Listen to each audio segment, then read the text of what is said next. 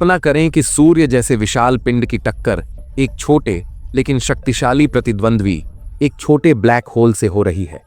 टकराव निकट है और सौर मंडल का भाग्य अधर में है। क्या सूर्य इस छोटे ब्लैक होल के तीव्र गुरुत्वाकर्षण का सामना कर सकेगा या यह पूरा निगल लिया जाएगा? इसका उत्तर इस ब्रह्मांडीय टकराव की शक्तियों में छिपा है। तो चलिए उन्हें समझते हैं। सबसे पहले ब्लैक होल क्या होता है?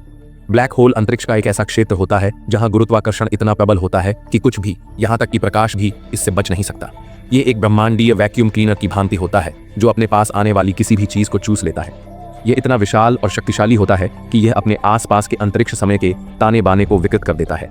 ब्लैक होल ब्रह्मांड में सबसे डरावनी और रहस्यमयी वस्तुओं में से एक मानी जाती है। यह प्रकृति की एक अत्यंत शक्तिशाली शक्ति होती है जो भौतिकी की हमारी समझ को चुनौती देती है। ब्रह्मांड की एक सच्ची पहेली है ब्लैक होल। ये अलग अलग आकार में आते हैं। कुछ तो बहुत छोटे होते हैं, केवल कुछ मील चौड़े। वहीं कुछ सुपरमैसिव होते हैं जो सूर्य के द्रव्यमान से अरबों गुना बड़े होते हैं। इनमें से अधिकतर बड़े तारों के ढाने से बनते हैं। जब एक ब्लैक होल का जन्म होता है तो यह अपने रास्ते में आने वाली हर चीज को निगलकर अपने आकार को बढ़ाना शुरू कर देता है। और अगर दो या उससे अधिक ब्लैक होल आपस में टकराते हैं तो वे एक भयानक नृत्य करते हुए एक विशाल ब्रह्मांडीय राक्षस में विलीन हो सकते हैं। लेकिन छोटे का क्या? सबसे छोटे झात ब्लैक होल को तारकीय ब्लैक होल कहते हैं। इसका वजन सूर्य के 3 से 10 द्रव्यमान के बराबर होता है, पर यह छोटा होता है। यह सौर मंडल के सभी पदार्थों को न्यूयॉर्क शहर के आकार में निचोड़ने जैसा है। हाँ, इसे छोटा माना जाता है। तुलना के लिए मध्यम द्रव्यमान वाले ब्लैक होल का वजन 100 से 1 सौर द्रव्यमान के बीच होता है।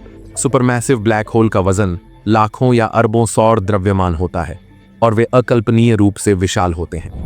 तारकीय ब्लैक होल इनके सामने कुछ नहीं है। सोचिए, एक विशाल तारा हमारे सूर्य से बड़ा, जिसका दिल परमाणु ईंधन से बना है, चमकीला और गर्म जल रहा है। जैसे ही ईंधन खत्म होता है, गुरुत्वाकर्षण हावी होता है और तारे को दबाता है। जितना यह निचोड़ता है उतना ही गर्म होता है, जब तक कि तारे का केंद्र अरबों डिग्री तक नहीं पहुंच जाता। अंततः कोर अपने ही गुरुत्वाकर्षण के कारण ढह जाता है। इससे एक बहुत बड़ा विस्फोट होता है जिसे सुपरनोवा कहते हैं। यह पतन एक विलक्षणता बनाता है जिसका अर्थ है अनंत घनत्व और गुरुत्वाकर्षण का एक बिंदु। यह बिंदु एक घटना क्षितिज से घिरा हुआ है, वह अदृश्य रेखा जिसके आगे प्रकाश सहित कुछ भी नहीं बच सकता। और बस ऐसे ही एक तारकीय ब्लैक होल का जन्म होता है। बहुत ही आश्चर्यजनक है ना? तारकीय ब्लैक होल, जिन्हें हम जानते हैं, सबसे आम प्रकार के ब्लैक होल हैं और ये हमारी पूरी आकाश गंगा में हर जगह पाए जाते हैं। अब सवाल उठता है कि क्या ऐसा छोटा राक्षस हमारे सूर्य के पास आ सकता है? और अगर ऐसा होता है तो हमारे साथ क्या होगा?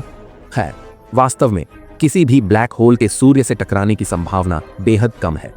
यह लगभग असंभव है कि ऐसा हो। भले ही तारकीय ब्लैक होल हमारे ब्रह्मांड में सबसे आम प्रकार के ब्लैक होल हैं, फिर भी वे बिल्कुल भी आम नहीं माने जाते हैं। सूर्य और कुछ ब्लैक होल के मिलने की संभावना बहुत कम है। यह अंतर आकाश गंगा लॉटरी जीतने जैसा है, पर यह हवा 2023 के लिए सुखद नहीं होगी। हमारे सौर मंडल में सबसे निकटतम ब्लैक होल गया BH1 है। यह सूर्य से 10 गुना भारी है और हमसे लगभग 600 प्रकाश वर्ष दूर है, जो एक क्वाड्रिलियन मील है। इसलिए यह कहना सुरक्षित है कि हमारा सूर्य निकट भविष्य में कहीं नहीं जा रहा। लेकिन कभी भी ऐसा मत कहें, है ना? किसी भी खगोलीय घटना की तरह हमें यह समझने की आवश्यकता है कि ऐसा कुछ विभिन्न तरीकों से हो सकता है। उदाहरण के लिए, अगर कोई दुष्ट ब्लैक होल हमारे सौर मंडल से होकर गुजरे तो यह संभव है, ठीक वैसे ही जैसे कोई धूमकेतु या क्षुद्र ग्रह गुजरता है। दुर्भाग्य से धूमकेतु और क्षुद्र ग्रहों के विपरीत ब्लैक होल अदृश्य होते हैं और उन्हें केवल उनके गुरुत्वाकर्षण खिंचाव से ही पहचाना जा सकता है। इसलिए ऐसा नहीं होगा कि हम एक बड़े अशुभ ब्लैक होल को अपनी ओर तेजी से आते हुए देख सकेंगे, बल्कि हम तभी जानेंगे जब यह आसपास की वस्तुओं की कक्षाओं में गड़बड़ी करेगा। अब क्या हम जानते हैं कि सूर्य हमारे सौर मंडल के केंद्र में एक बड़ा चमकदार तारा है। यह लगभग 4-5 अरब साल पुराना है और इसमें अगले 5 अरब साल तक चलने के लिए ईंधन है। यह तारा इतना बड़ा है कि इसका आकार समझना मुश्किल है। वास्तव में यदि आप सौर मंडल के सभी ग्रहों को इसके अंदर रख दें तो भी और जगह होगी। यह इतना बड़ा है कि इसमें सौर मंडल के कुल द्रव्यमान का लगभग 100% शामिल है। कल्पना करना मुश्किल है कि एक छोटा ब्लैक होल जो इस तारे से हजारों गुना छोटा है, इसे कैसे निगल सकता है? आप सही हैं, ऐसा नहीं होगा, कम से कम पूरी तरह से तो नहीं। कल्पना करें कि अगर कोई दुष्ट ब्लैक होल हमारे सौर मंडल में आ गया और सूर्य के पास आने लगा।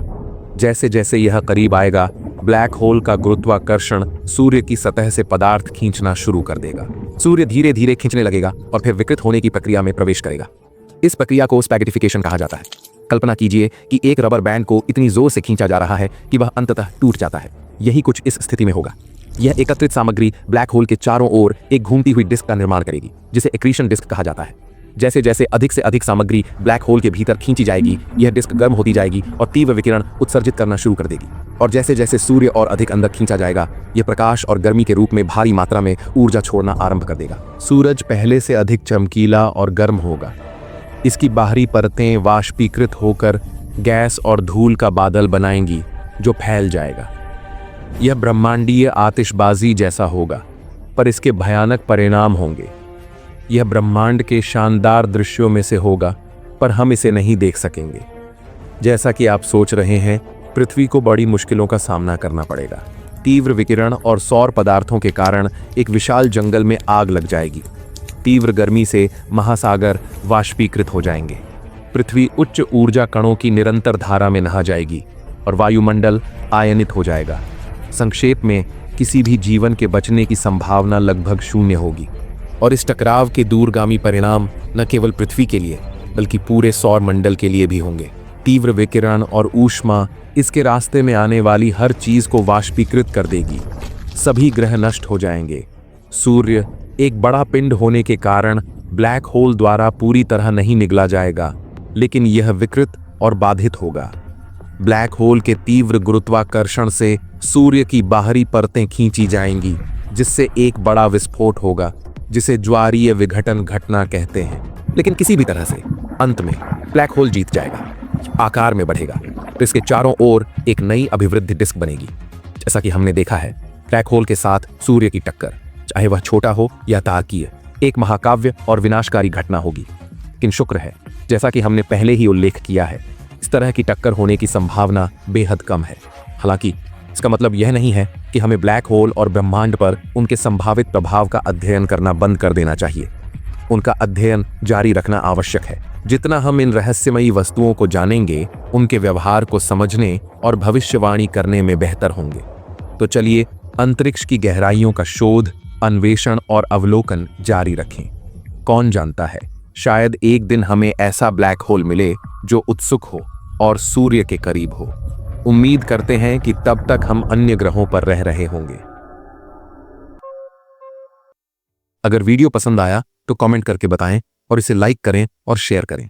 आपने चैनल सब्सक्राइब नहीं किया है तो अभी सब्सक्राइब करें और बेल आइकॉन प्रेस करें।